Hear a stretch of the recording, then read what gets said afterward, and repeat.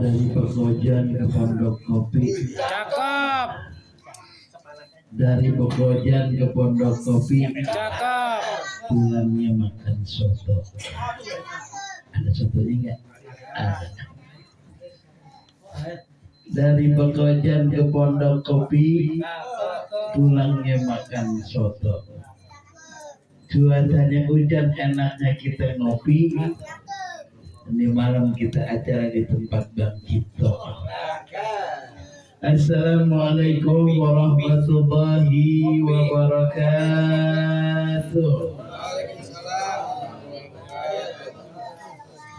Alhamdulillah. Alhamdulillahilladzi arsala sayyidana Muhammadan sallallahu alaihi wasallam rahmatan lil alamin.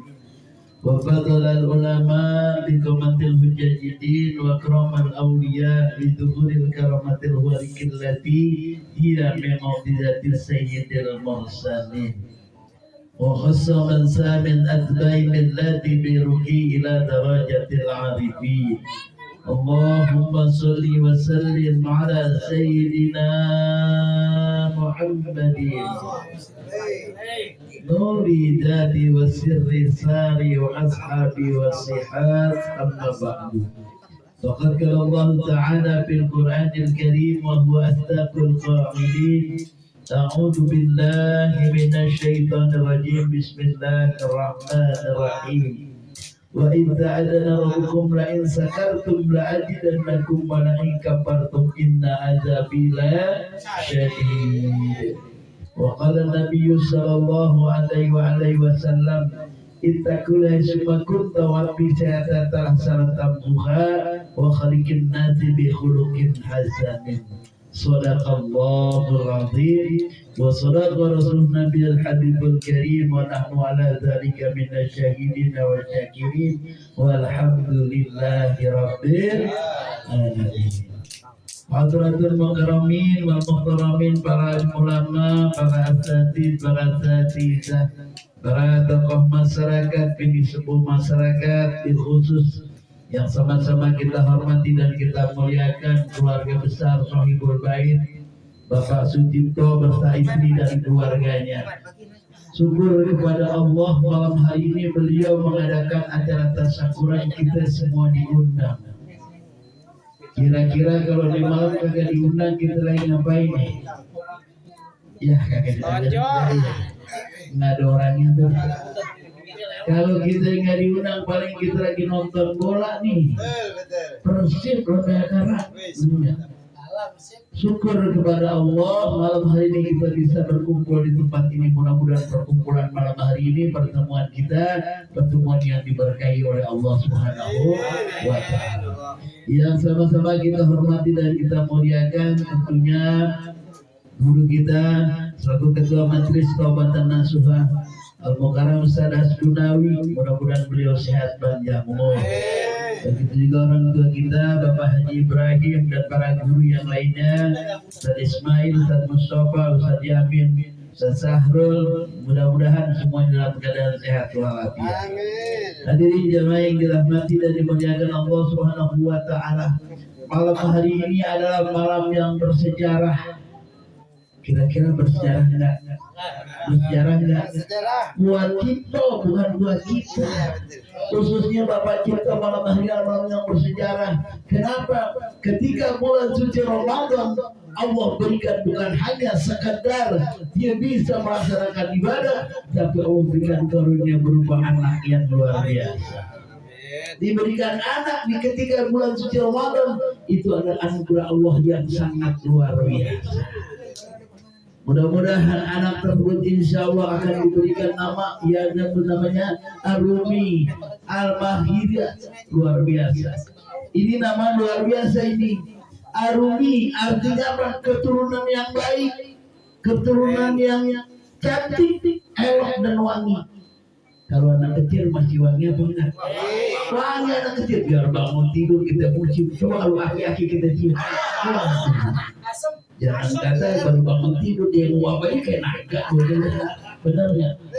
Benar. Tetapi ini nama anak ini insya Allah berikan nama Arumi Al-Mahira. Luar biasa. Arumi artinya ini anak menjadi keturunan yang baik, yang cantik, yang elok dan wangi. Kemudian al-mahira, anak yang cerdas dan penuh dengan keberuntungan.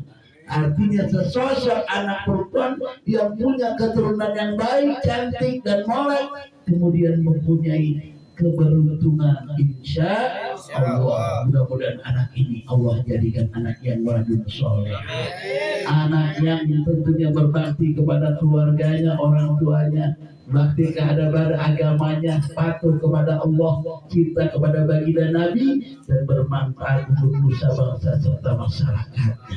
Inilah yang diharapkan oleh Bapak kita pada malam hari ini dalam rangkaian acara Walimatul Tasmiyah.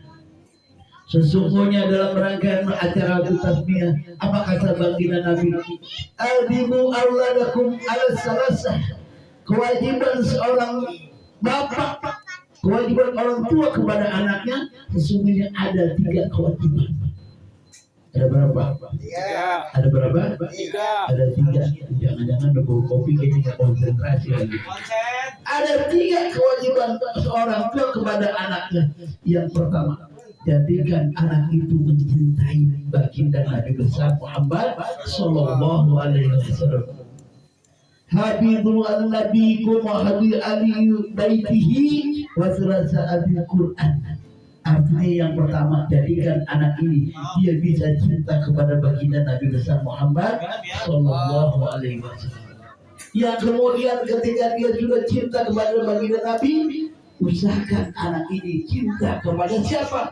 Keluarganya para Nabi. Kan sekarang banyak ada para habaib, itu adalah juriahnya Nabi, keturunan Nabi. Kita wajib mencintainya.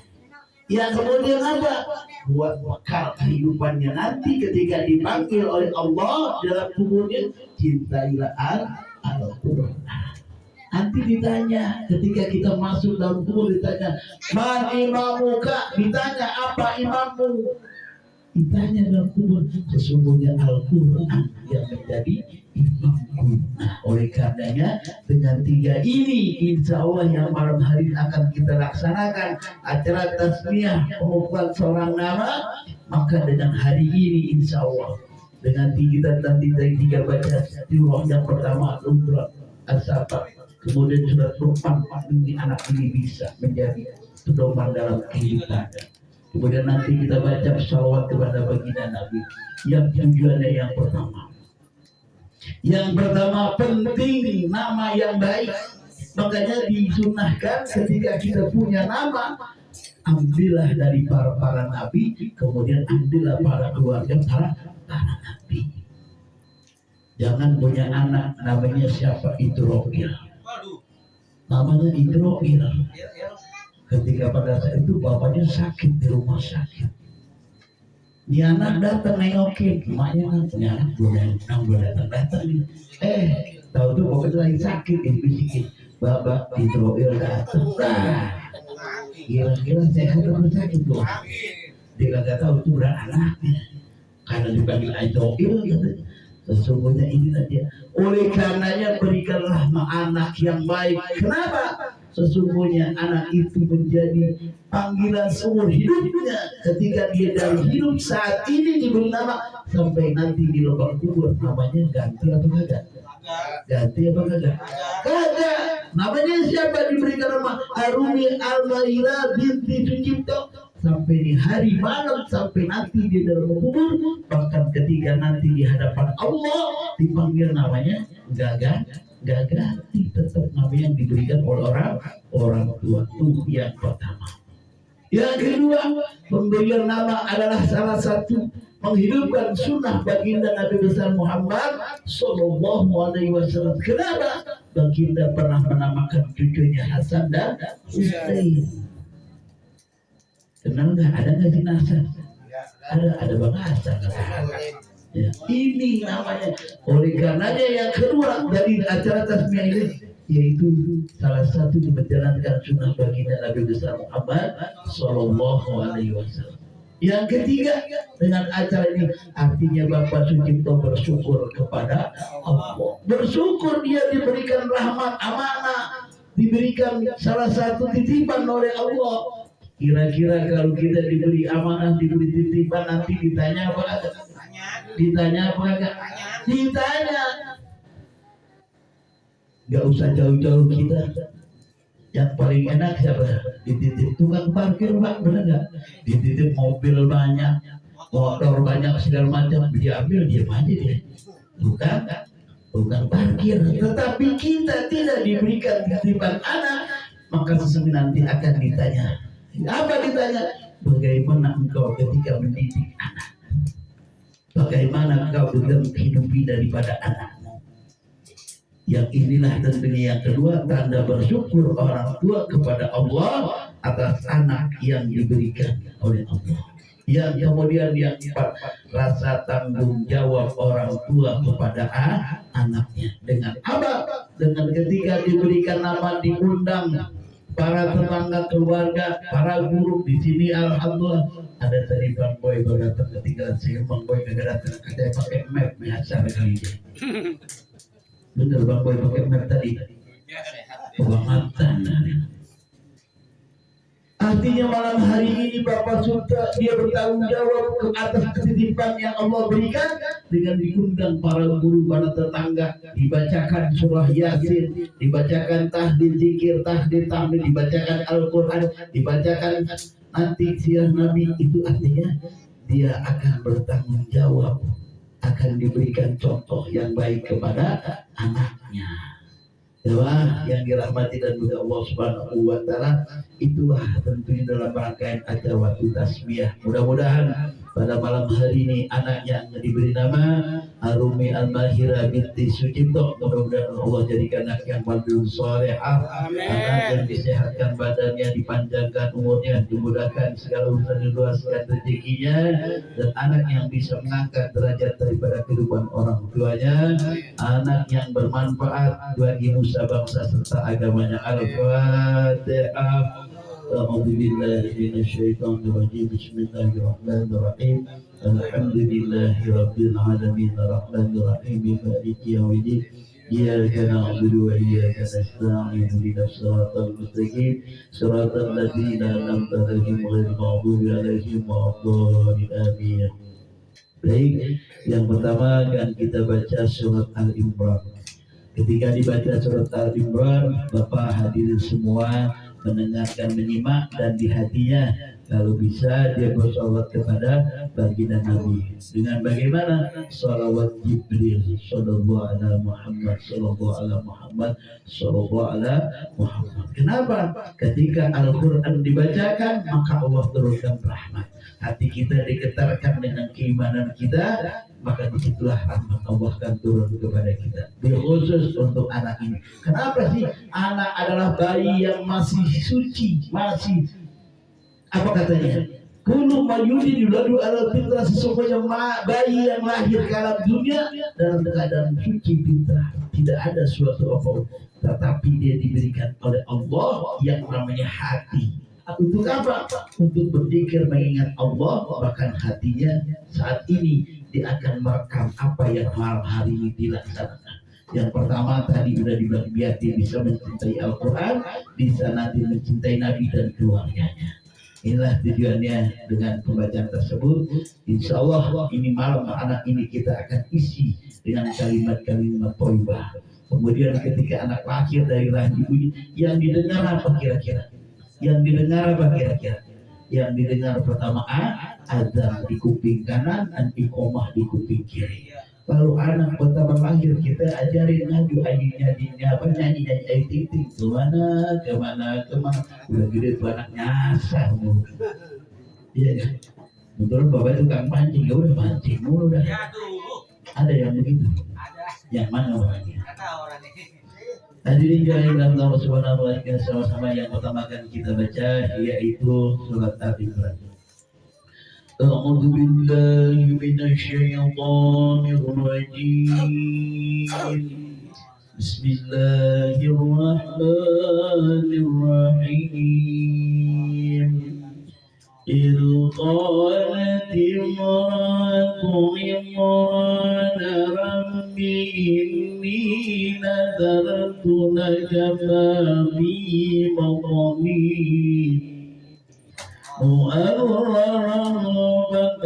فتقبل مني إنك أنت السميع العليم فلما وضعتها قالت رب إني وضعتها الأنثى والله أعلم بما وضعت وليس الذكر كالأنثى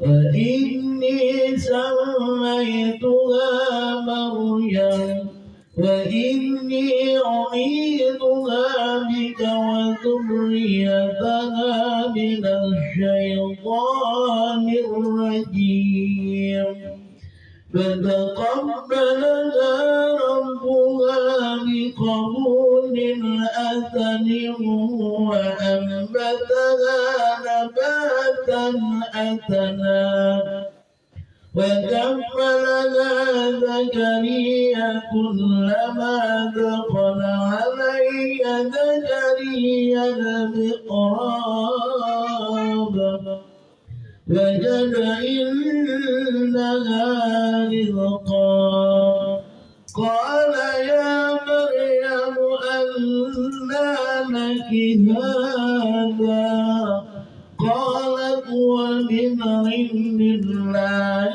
إن الله يرزق من يشاء بغير حساب هنالك دعا زكريا ربه قال رب هب لي من لدنك ذرية طيبة إنك سميع الدعاء فنادته الملائكة وهو قائم يصلي في المحراب أن الله يبشرك بيحيى مصدقا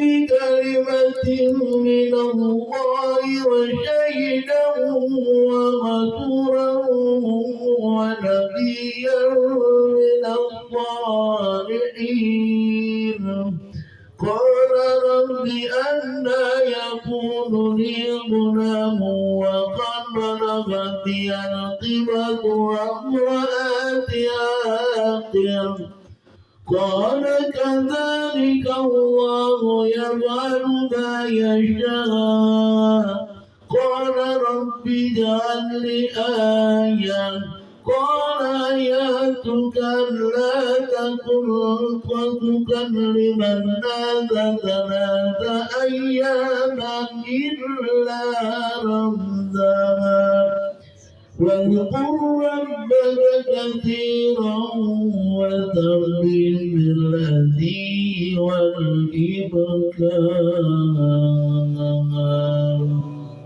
بسم الله الرحمن الرحيم إذ قال لقمان ابنه وهو يعظه يا بني لا تشرك بالله إن الشرك لظلم عظيم ووصينا الإنسان بوالديه حسنين حملته وهنا على وهن وفصاله في أمين أن اشكر لي ولوالديك إلي المصير وإن جاهداك على أن تشرك بي ما ليس لك به علم فلا تطعهما وصاحبهما في الدنيا معروفا واتبع سبيل من أناب إلي ثم إلي مرجعكم فأنبئكم بما كنتم تعملون يا بني إنها إن تكن مثقال حبة من خردل فتكن في صخرة أو في السماوات أو في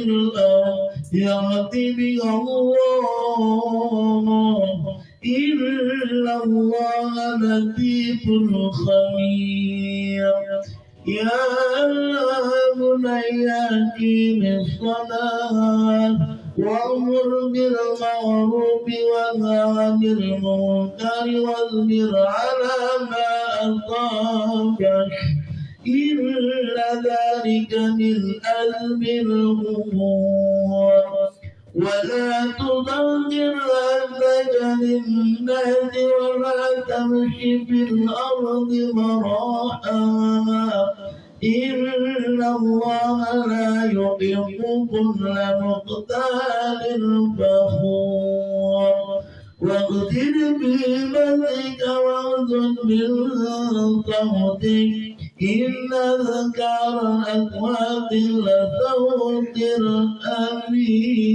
الأمير بسم الله الرحمن الرحيم ووصينا الإنسان بوالديه إحسانا حملته أمه كرها ووضعته كرها وغمه وفطاره 30 شهرا حتى إذا بلغ أشده وبلغ 40 سنة قال رب أوزعني أن أشكر نعمتك التي أنعمت علي وعلى والدي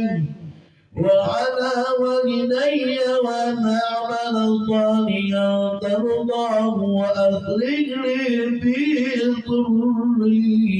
ذريتي إني تبت إليك وإني من المسلمين أولئك الذين يتقبل عنهم أحسن ما عملوا وتتجاوز عن سيئاتهم في أصحاب الجنة وعلى الطريق التي كانوا يوعدون والذي قال لوالديه أف لكما أتعدنني أن أبرز وقد خلت القرون أن أخرج وقد خلت القرون من قبلي وهما يستغيثان الله ويلك آمن إن وعد الله يقوم فيقول هذا إلا أساطير الأولين صدق الله العظيم. Baik, mari sama-sama. Yang pertama kita baca Al-Nasrah 3 kali, kemudian kita baca Al-Qadar 1 kali, kemudian kita baca Al-Ikhlas, Al-Alaq dan Anas, kemudian nanti kita langsung baiat nama daripada si bayi ini. Baik, mari sama-sama pertama kita baca Al-Nasrah. Bismillahirrahmanirrahim. Alam nasrah laka sadrak wa wada'na anka wizrak alladhi anqadha dhahrak wa rafa'na laka dhikrak فإن مع العسر يسرا إن مع العسر يسرا فإذا فرغت فانصب إلى ربك فارغب بسم الله الرحمن الرحيم ألم نشرح لك صدرك ووضعنا عنك وزرك الذي أنقض ظهرك ورفعنا لك ذكرك فإن مع العسر يسرا إن مع العسر يسرا فإذا فرغت فانصب وإلى ربك فارغب بسم الله الرحمن الرحيم ألم نشرح لك صدرك ووضعنا عنك وزرك الذي أنقض ظهرك ورفعنا لك ذكرك فإن مع العسر يسرا إن مع العسر يسرا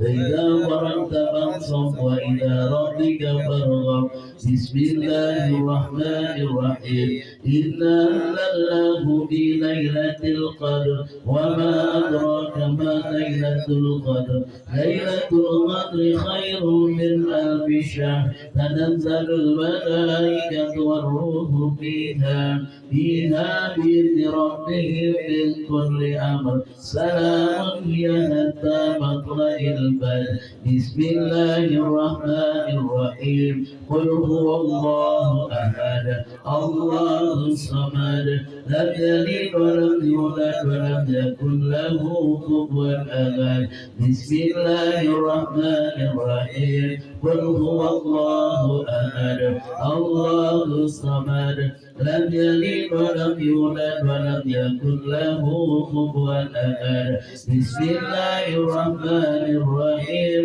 قل هو الله أحد الله الصمد لم يلد ولم يولد ولم يكن له كفوا أحد بسم الله الرحمن الرحيم قل أعوذ برب الفلق من شر ما خلق ومن شر غاسق إذا وقب ومن شر النفاثات في العقد ومن شر حاسد إذا حسد بسم الله الرحمن الرحيم قل أعوذ برب الناس ملك الناس إله الناس من شر الوسواس الخناس الذي يوسوس في صدور الناس من الجنة والناس. Itu siap ya gitu. Astaghfirullahaladzim. Astaghfirullahaladzim. Astaghfirullahaladzim. Asyhadu an la ilaha illallah wa asyhadu anna Muhammadar Rasulullah. Sebut namanya ya. Ya ayyuhal mawlud sammaituki bima sammakillahi fi ummil kitab bima sammaki abika bismi Al-Mahira Arumi Al-Mahira binti Hadis Sucipto. Barakallahu biki, barakallahu biki, barakallahu biki. Kama barakallahu ala Sayyidina Ibrahim wa ala Sayyidina Ibrahim. Kama barakallahu ala Sayyidina Muhammadin wa ala Sayyidina wa sallim al-Fatihah. أعوذ بالله من الشيطان الرجيم بسم الله الرحمن الرحيم الحمد لله رب العالمين الرحمن الرحيم مالك يوم الدين إياك نعبد وإياك نستعين اهدنا الصراط المستقيم صراط الذين أنعمت عليهم غير المغضوب عليهم ولا الضالين ألم يتسجد المولد المتمرد المبارك باسمه ولمن أرمي المجرى بالتشكيط أن الله يذرها من إيان السلامة وأهل السلامة والآفية وتركها نباتا حسنا وأن الله يجعلها من المطلين والبنين مأتوا للمغربين بالسعة والعافية ونزل برزقه سلامة في الدين وأن الله يجعلها من شر الزمان وشر أهل الزمان ببركة سيدنا لقمان وبركة سيدنا محمد وسيدنا الأدنان. الفاتحة. أعوذ بالله من الشيطان الرجيم بسم الله الرحمن الرحيم الحمد لله رب العالمين الرحمن الرحيم مالك يوم الدين إياك نعبد وإياك نستعين اهدنا الصراط المستقيم صراط الذين أنعمت عليهم غير المغضوب عليهم ولا الضالين. استغفر الله العظيم استغفر الله العظيم استغفر الله العظيم لك الحمد فضل يا رب. اللهم صل صلاة كاملة وسلم سلاما تاما على سيدنا محمد الذي تنم بالقلب وتنفني بالصراط بالفوائد وتبر بالرفائع وحوض القادم يستقام مغفرة الكريم والمسلم بكثير كل فضل بالله. اللهم اغفر لنا ذنوبنا ولوالدينا وارحمنا كما ربيانا صغيرا. اللهم اسالك سلامة في الدنيا والدين وزيادة وبركة في العلم ونجوك المرجوك. اللهم لقد علمت ادم اسماء كلها وقد امر نبيك محمد صلى الله عليه وسلم بإنسانها فنحن هذا وهذا باسمه سميت هذا البلد أرني أميرة بنتي جبت إلهي أجبل على فطرة الإسلام وعلى كلمة الإخلاص وعلى دين نبينا محمد صلى الله عليه وسلم التي أبينا إبراهيم حنيفا مسلما ما كان من المشركين. اللهم نسألك لسانا ذاكرا وقلبا شاكرا وولدا صابرا وزوجة نعيمها في الدنيا والآخرة ونبك يا ربنا للذين يكونوا علينا سيدا من أمري تشبهنا والبركة مشيبنا ومن من يكون لنا ولدا علينا ومن هاد إلا منا حسنة كذبة وإن منا سيئة حسنة تقبل منا آخرتنا ربنا برحمتك يا رب الراحمين. اللهم بارك لنا في أولادنا ولا تتركهم ووفقهم لطاعتك وارزقنا برحمة واجعلنا وإياهم من عبادك الصالحين. اللهم اجعل أولادنا وذريتنا في بيتنا ونوصل ثم إلى أميرا من جئت من أهل العلم وأهل الخير من أهل العلم وأهل الخير من أهل العلم وأهل الخير ولا تجعلنا من الشر والضير. ربنا يا آتنا في الدنيا حسنة وفي الآخرة حسنة وقنا عذاب النار والحمد لله رب العالمين. Alhamdulillah hadirin jamaah yang dirahmati Allah Subhanahu wa taala, khusus keluarga besar dari Bapak Sucipto. Alhamdulillah malam hari ini namanya telah resmi bisa kita panggil dengan Arumi Al-Mahira binti Sucipto. Mudah-mudahan malam hari ini Allah berikan tentunya dijabah segala doa-doa kita. Insyaallah kelak nanti anak ini jadi anak yang qurrata a'yun, anak yang dapat membahagiakan daripada kehidupan orang tuanya, anak yang dapat berbakti kepada orang tuanya, anak yang dapat mengangkat derajat kehidupan daripada orang tuanya, taat kepada Allah, taat cinta kepada baginda Nabi, dan juga bermanfaat bagi nusa bangsa serta agamanya. Hadirin jamaah yang dirahmati Allah Subhanahu wa taala, baik mari sama-sama untuk menambah kehikmatan kita sedikit baca daripada kisah Maulid besar Muhammad SAW.